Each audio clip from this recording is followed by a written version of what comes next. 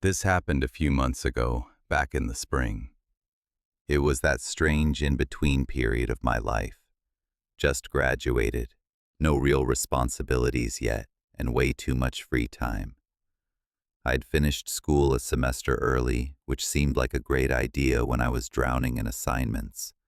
But once I actually had all this free time, I had no clue what to do with it. My full-time job wasn't starting until June, and most of my friends were still busy with classes or finals. So until then, I was just floating, feeling like I was stuck in the gap between two phases of my life. It was actually really discomforting and made me feel worthless.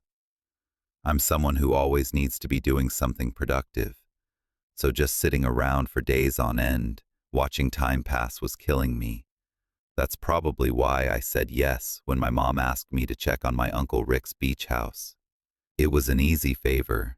Drive down to Rehoboth Beach, make sure nothing was leaking or damaged, and do some small maintenance to save Rick the cost of hiring someone.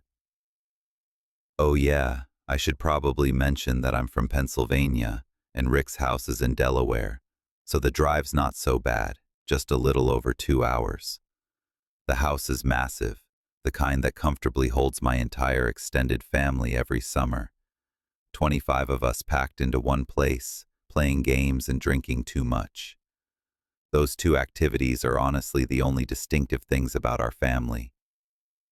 This house isn't exactly on the shoreline, but it's not too far from the beach either. It's nestled in a quieter neighborhood, lined with tall beach grass and winding roads. Fast forward to some random day of the week that I honestly can't even remember. I think it was like a Thursday or something. I left in the late afternoon, which in hindsight was probably a dumb idea. The drive was pretty chill. When I got to the house, everything seemed normal. I made my way inside and ran through Rick's checklist. I checked the faucets, the breakers, and walked the property. Everything looked fine. To be completely frank, it felt strange being there alone. I'd never seen that house without miscellaneous board games sprawled about, and crowds of family members noisily drinking. The silence was definitely the most eerie thing about it. The place felt abandoned, or something. I'm sure all of you have that one place, be it a house or a restaurant or something else, that gets really rowdy when your whole family spends time there together. Now try to picture that place empty and silent. Kind of spooky, right? Anyway, it was getting late, and I hate driving at night more than anything, so I texted my mom to let her know I'd just stay overnight and head back in the morning. She told me that was a good idea and reminded me to thank Uncle Rick for letting me stay there, which I did. I made myself some food, messed around on my phone for a bit, and then started washing up for the night. Usually, during family gatherings, I'd get jammed into one of the smaller rooms on the 3rd floor, while other relatives got to claim the nicer, bigger rooms. I'm not complaining about the system at all. I'm just telling you how things tended to go. Since I had the house to myself that night, though, I figured I'd take advantage of it. The master bedroom on the 2nd floor has a private bathroom, a massive walk-in closet, and a ridiculously comfortable bed. The decision wasn't exactly difficult. I knew that's where I'd be sleeping. I climbed in around midnight and quickly drifted off. I don't remember what time it was when I woke up, only that something startled me awake. I was still a little groggy, but I was dead sure a sound had just come from the closet, like something had fallen in there without making any noise. I craned my head to look at the closet.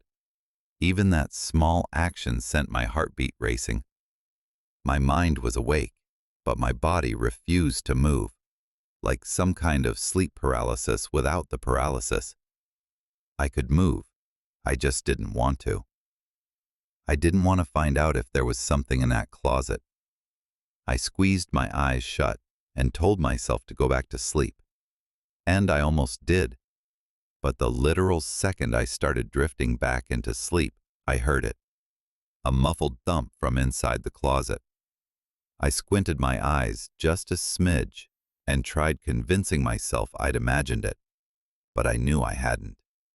As if overcome by some invisible force, I lay there in complete paralysis, with no control over my body whatsoever. Not like before. This time it was real. I couldn't move even if I wanted to. Until that moment, I didn't truly understand what it meant to be frozen in place. I listened in horror as the closet door slowly creaked open. Through barely open eyes, I watched as a dark figure stepped into the room. It just stood there beside the bed, motionlessly watching me. Maybe 20 seconds passed, each second feeling impossibly long.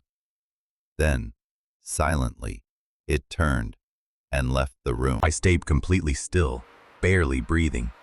The footsteps moved across the floor, but instead of heading downstairs like I had expected them to, they actually creaked upstairs to the 3rd floor. My stomach churned. The only staircase led up there. There was no exit from there. My mind was screaming at me to do something, but I was too afraid. I couldn't overpower a grown man. I had no idea if he was armed. The only thing I could do was wait. After a few painful moments in my own head, I worked up the courage to snap myself out of the paralysis. Quietly, I reached for my phone and dialed 911. As soon as the dispatcher picked up, I whispered as quietly as I could, telling them someone was in the house. I slipped out of bed and just as quietly turned the lock on the bedroom door. Then I waited. Minutes dragged painfully by until flashing red and blue lights illuminated the windows. I was actually kind of shocked at how quickly the police arrived. I ran down the stairs, threw open the front door, and nearly collapsed in relief when I saw the police. They didn't hesitate. They stormed inside, moving quickly through the house. I waited outside. It didn't take them long. According to them, the house was empty. I was in disbelief. I had heard the footsteps go up and there was nowhere to go after that, so he must have still been in the house. There was no other explanation. The police insisted he must have slipped past me, that I was too freaked out to notice. I knew that wasn't true, but what could I say? The guy had vanished. I wasn't comfortable letting the police just leave though, so I called Rick. Rick wasn't having it. He snapped at the police and told them to check again and that my life might have depended on it, so they did. They searched again, more thoroughly this time. Rick told me to follow them and watch what they were doing, and so I did. The officers moved methodically, opening every closet and checking under beds, tapping at the walls like they were expecting something hidden behind them. They pulled back the shower curtain in every bathroom, double-checked the locks on the doors and the windows. And that's when they found it. One of the bedroom windows on the 3rd floor, the room I should have been sleeping in, was unlocked. One of them stood by the door while the other one went downstairs and stepped onto the back deck. I opted to go outside with the second officer, mostly because the thought of being locked in the house with some stranger sickened me. The officer shined his light around the property, but there was nothing out there. He started scanning the roof, and to my horror, his beam swept across something terrifying. It was him. It was that stranger that had been in the house. He was just sitting there on the roof. He was this disgusting-looking bald man in tattered clothing who looked like he hadn't seen a shower in years. The next hour was a blur. The cops communicated with each other and they got the guy off the roof in cuffs. The police said he was probably homeless and squatting in the house for days, maybe longer. But when they asked him how he got in, how long he'd been there, and why he was hiding in the closet, he didn't answer. He just kept that eerie, vacant look, like none of it mattered to him. He was in the back of one of their police cars shortly after that, and that was that. The whole thing was so crazy that it's still hard to wrap my head around. As much as I try, I cannot figure out why that guy had been hiding in that closet of all places. Maybe he heard me enter the house and hid in the first place he thought of. I still don't know how he got into the house, Rick doesn't either. It's impossible to get to the roof from the ground, so I feel like that explanation is pretty illogical. The rest of my extended family has been insisting that Rick ups his home security, but he's refused every time for reasons I can't explain. The thought that had I been sleeping in my assigned bedroom that night might have ended very differently. Story 2. The mysterious device at the Jersey Shore. My buddy Mike has a beach house on the Jersey Shore. Calling it a beautiful property would be an understatement. It's magnificent, or at least as someone who never came from much. That's what it feels like to me. I obviously don't know the history too well. It's not my family's house after all, but from what I do know, that house has been in their family for generations. Mike's grandparents had been trying to use it as their permanent place of residence for the longest time, but unfortunately they recently passed away. Without anyone living there anymore, the house is dormant most of the time, since most of Mike's extended family lives on the West Coast, and his parents are too busy to make good use out of it. The upside to an otherwise sad situation, though, is that Mike is essentially allowed free access to it whenever he wants. I'm pretty sure it was Mike's dad's intention to rent the house out to try and make some extra cash, but as far as I know, the gears aren't exactly turning on that one. It's not exactly an easy task to find someone willing to rent out a beach house during the off-season, so you can't really blame the guy. It was sometime in mid-July when Mike hit me up and asked me if I wanted to come down for the weekend. He didn't have to twist my arm. I had nothing going on, and the thought of kicking back at a beach house, especially one that was nice, was an easy yes. His plan was simple. We'd hang out, maybe hit the beach during the day, then head to the boardwalk at night and just enjoy the shore for what it was. It wasn't some crazy party weekend or anything like that, just a chill escape from the usual, and honestly, I was looking forward to it. Mike and I live pretty close together, so he was going to pick me up and drive me down with him that Friday. I packed a duffel, threw it in his trunk, and the two of us made the drive down. The first night was chill. We got in sometime around 6 o'clock, dropped our stuff off in the upstairs bedrooms, and settled in. The house has that cozy, slightly musty beach house smell, like a mix of salt air and old wood, not in a bad way, more like history. You could tell it had seen decades of family summers. After grabbing a quick bite from a sub shop nearby, we decided to walk the beach for a bit, just to take in the evening. Mike brought a couple of rods with him, so we figured we'd try our luck fishing for a while. It wasn't really about catching anything, though. It was more about being out there. At one point, we stumbled across a pair of girls about our age. They were walking barefoot along the shoreline, and Mike, being Mike, struck up conversation right away. They were local, or at least semi-local, and it turned into one of those low-stakes, slightly flirtatious interactions that happen naturally when you're young and on the beach at night. We got their numbers, and they continued their walk while we continued fishing. There were still a good number of people around since it was peak season, but Mike knew all the quiet pockets, private beach access, tucked away paths through dunes, little spots between houses where the lights didn't reach. We ended up finding a nice stretch to ourselves, where the only sound was the water and the wind. It was the kind of night that made you forget about real life for a bit.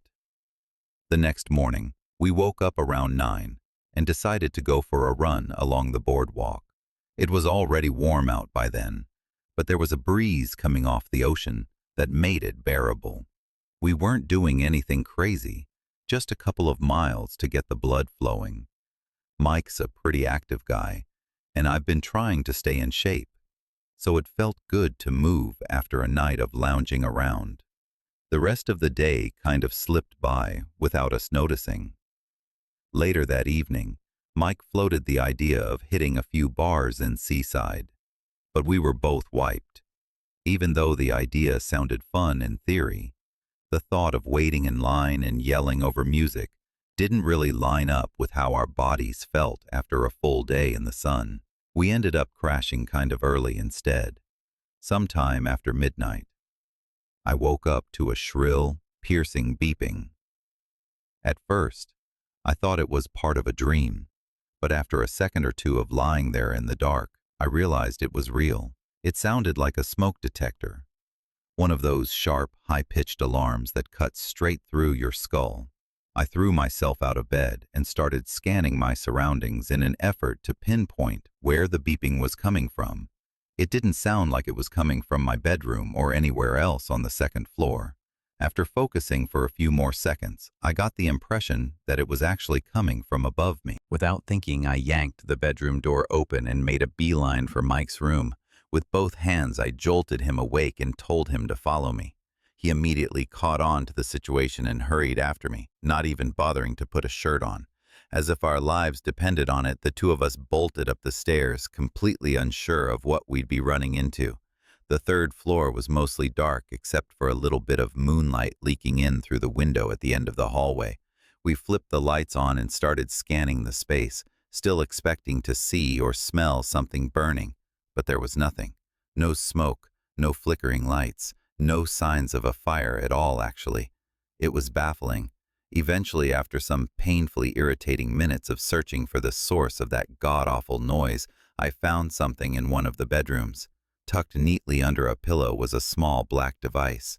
Before calling Mike into the room, I decided to examine it myself a little, mostly out of pure confusion. It was the size of a walkie-talkie, all black with the exception of a blinking red light on top. That was it. No buttons, no stickers, no screen, just a smooth, jet-black casing, that blinking light, and a single switch on the side, or at least what looked like a switch. I flipped it off and the beeping stopped immediately. Mike entered the room at the same time. His eyes flicked from the bed to me to the device in my hand. Neither of us said anything at first. We locked eyes and I could tell he was just as confused and just as scared as I was. After a few more seconds of silence, he asked me if I had ever seen that black thing before. I said no and asked him the same, to which he also said no. For the next hour, we tried figuring out what that thing was, how it had gotten there, and what had triggered it, but no answer we came up with was satisfying. Mike swore none of his family members had been in that house in ages, and I believed him. I mean, why would he lie about that? Plus, who the hell would put that thing in their own home? You might think it was for safety or something, or maybe a substitute for a faulty upstairs smoke detector.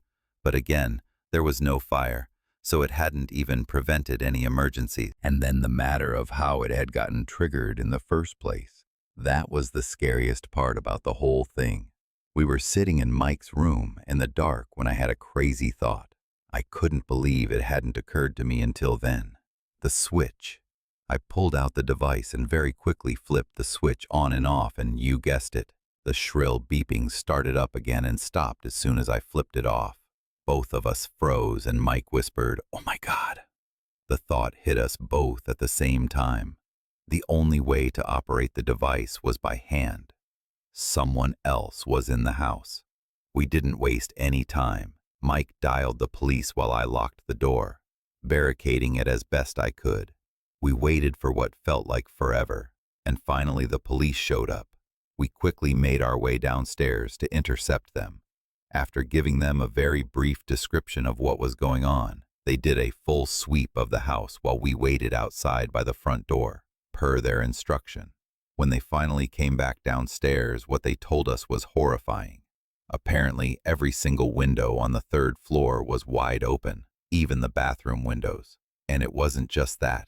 The beds were flipped, drawers were pulled out of dressers, and everything was on the floor.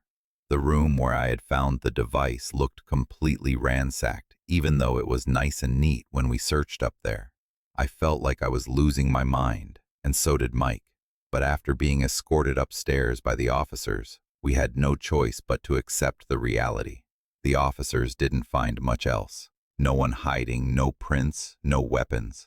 After another 20 minutes or so, they told us to make sure all the windows were locked and secured from now on, and to call again if anything else happened. Then they just left. Mike and I didn't feel safe being in that house after someone probably crazy or on drugs, had messed with us like that in such an unexplainable way too.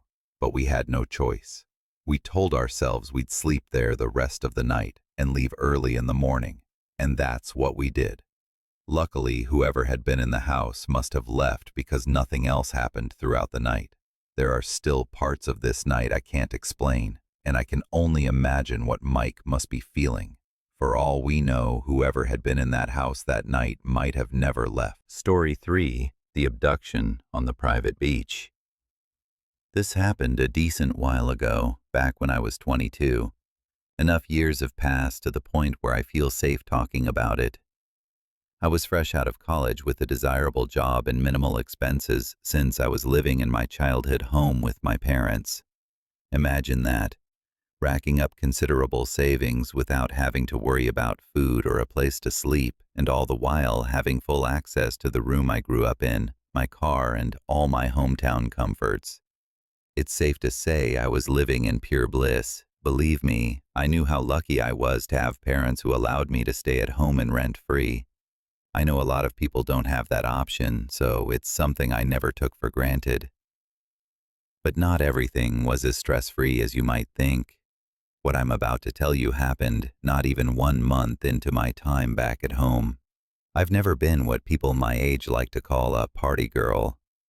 I don't drink excessive amounts of alcohol, I don't spend every ounce of my free time at clubs, and I definitely don't allow men to dictate my life in any way.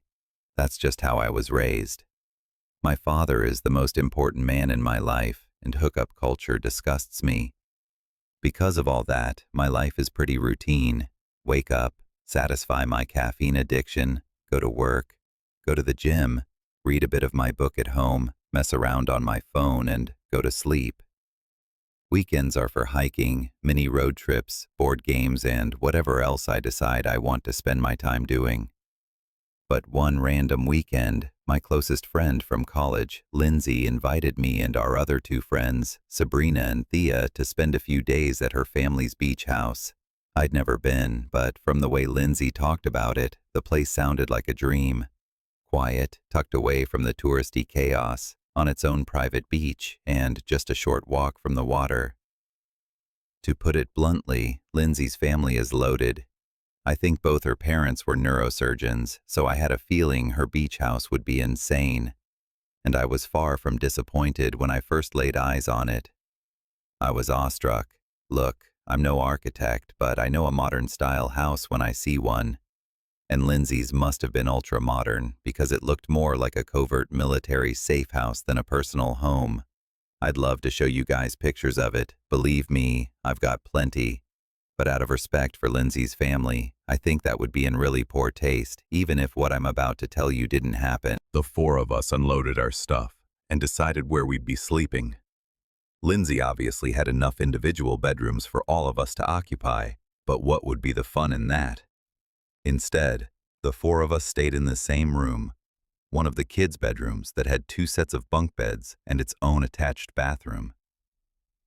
We'd been staying there 3 nights, which in my opinion is the perfect amount of time to spend coupled up with anyone other than your family. I tend to be relatively irritable, so anyone who's not clean or polite tends to tick me off pretty easily. Not that any of my friends are, but you know how it is. I know I told you about my relatively boring lifestyle already, but if there was a time to drink, it was that weekend with my friends, so I definitely planned on letting loose a little more than I ordinarily would. We wanted to keep the first night pretty chill, though, so we walked down to the private beach connected to the house and sat in the sand stargazing. The 4 of us were drinking White Claws and listening to house music on Sabrina's speaker when we noticed something in the distance. It was this faint, flickering light emanating from somewhere further down the shore. The 4 of us quieted down a bit and watched the light flicker on and off. The sight was kind of hypnotic, as eerie as it was. After a while, it became clear that the light was swinging back and forth, like a handheld flashlight someone was walking with, and soon after, we realized that's just what it was. It looked like 3 or 4 people casually walking in our direction, not running or stumbling or moving strangely, but strolling at a leisurely pace. As they got closer, we started hearing the sound of laughter, which caused all of us to relax a bit. Considering how late it was most likely just a group of teenagers, or even people our age. They must have noticed us, because at some point one of them yelled out, "Hi," in a friendly voice. It was a guy's voice, and he sounded around our age. Thea yelled back, and we made some small talk while they made their way over to us. As they approached, we could see that it was a group of 3 guys who looked maybe a year or 2 older than we were. They all had that typical beach boy look, which I could tell right away my friends were digging, especially Thea. She's a bit crazy when it comes to guys, so I can't say I was too surprised. She knows how I feel about her lifestyle, so it's not like I'm saying anything crazy. To be fair, she is drop-dead gorgeous, and I've never seen a guy not take a liking to her. The guys sat down with their beers and the 7 of us continued drinking. It was actually a really great time. The guys weren't overtly flirtatious, but they weren't boring either. Fast forward an hour and several drinks later, and they ultimately invited us back to their place. Personally, I was exhausted and was leaning towards going to sleep, but I could tell all 3 of my friends wanted to continue hanging out with the boys, especially Thea, of course. I decided not to spoil everyone's fun and called it a night for myself, telling my friends to go on without me. There were only 3 guys after all, and I had no intention of hooking up with anyone that night. I walked back towards Lindsay's house while the 6 of them walked along the beach, presumably towards wherever the guys were staying. I washed up and went to bed. Sometime after 3 in the morning, I woke up to a FaceTime call from Lindsay, which was confusing since she should have either been home by then or asleep next to one of the guys. I answered her in a groggy voice, and what she said woke me up instantly. She basically screamed into the phone that Thea and Sabrina had been kidnapped, and I needed to get her car immediately. Her words were like a bucket of ice-cold water being splashed across my face. I've never felt a more intense sense of fear and adrenaline. I didn't waste a second. My hands were literally shaking as I quickly threw on some clothes and sprinted down the stairs. I asked her why she had called me instead of the police, and she reassured me that she already had. She told me to stay on the line as she walked me through it. With her instruction, I managed to open the driveway gate, find her car keys, and speed out of there in a matter of minutes. She told me they were about 10 houses down the beach to the left, so that's where I started driving. She described the car and told me what direction it had gone in, and I slammed on the gas to try and catch up. There wasn't a single car on the road, and I was driving at an insanely unsafe speed. It was a miracle I didn't get pulled over. After a few minutes of driving, I noticed a car matching Lindsay's description driving slowly in the distance. Then I hung up the phone, called the police, and told them exactly where we were. The dispatcher told me to keep my distance so as not to alert them to the situation, so that's what I did. After what felt like forever, I spotted cop lights up ahead. The car ahead of me didn't try to evade the police. I can only imagine that they assumed it was an unrelated stop. I pulled the car over and watched everything unfold. It was pure chaos. The cops forcibly removed all 3 men from the SUV at gunpoint. They put them in cuffs and escorted them back to one of the cruisers. Then one of the officers walked over to the trunk of the car and pulled it open to reveal both Thea and Sabrina, bound, and from the looks of it, pretty badly bruised. As horrifying as the whole experience was, it was nothing compared to the sequence of events told from their perspective. All 3 of them were comfortable with me writing this, by the way. We're still close in contact, so I obviously asked them, but none of them wanted to write it themselves, and for good reason. To keep things short, after I went to bed, they all continued drinking. Lindsay is the only one who remembers things clearly since she was trying to be at least a little responsible given it was her family's house we were staying in. At some point, the guys Thea and Sabrina were with suggested they all go to bed, so the 4 of them split off while Lindsay told the 3rd guy she was going home. He was really upset about that, which Lindsay initially thought was because he wanted to get with her. She told him she would have been down, but had to watch her house, and he got angry. They yelled at each other for a bit, and he ended up telling Lindsay to get the hell out of his house and never come back, which she was more than happy doing. Halfway home, though, she realized she had forgotten her purse, so she went back to get it. That's when she saw the guys throwing Thea and Sabrina into the back of the car before driving off. She called the police, then me, and that was that. Thea's parents are both lawyers, and they jumped through dozens of hoops to do two things: keep the event as far away from the public sphere as possible and make sure those guys got maximum prison sentences. They accomplished both. Turns out the house they were staying in didn't even belong to them. It was owned by some random old couple who were on vacation in a different country. That, plus the slew of other crimes they were charged with, put them away for a long time, although I still think there's no sentence long enough that can properly compensate for what they did. As much as I hate admitting it, this traumatized me for years. I couldn't do beaches, late nights, or talking to strangers no matter how harmless they seemed or how safe a situation felt. I became antisocial and drifted away from the girls for a little, but luckily that's since changed. I can't even begin to imagine how this incident affected Thea and Sabrina. Part of me feels like not remembering anything is a blessing in disguise. I think the craziest part about the whole thing is the fact that had I not gone home, I might not have been able to reach Lindsay's car in time. And had it not been for that, the police may have never found those guys' car.